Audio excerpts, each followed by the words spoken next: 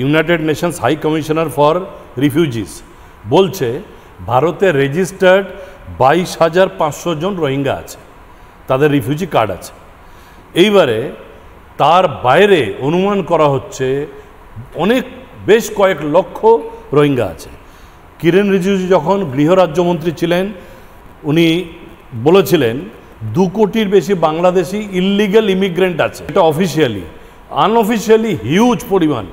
তুমি প্রোগ্রামের শুরুতে ময়ূক যেটা সবথেকে ইম্পর্টেন্ট কথা বললে, তারা যে রোজগার করছে তারা কম টাকায় রোজগার করছে।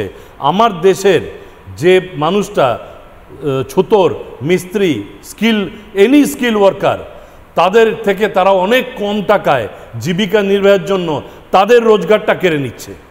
তার ফলে কি হচ্ছে, আমার দেশের রিসোর্স, আমার দেশের এডুকেশন, আমার দেশের সড়ক ইনফ্রাস্ট্রাকচার, সেইটা যারা আমার দেশে থাকার অনুমতি নেই তারা ইউজ করছে।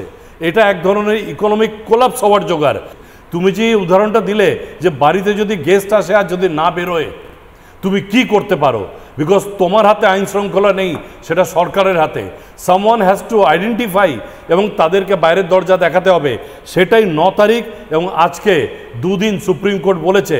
সুপ্রিম কোর্টের স্ট্যান্ড আগে অন্যরকম ছিল, এখন দ্ব্যর্থহীন ভাষায় বলেছে যে আমরা ধর্মশালা নই।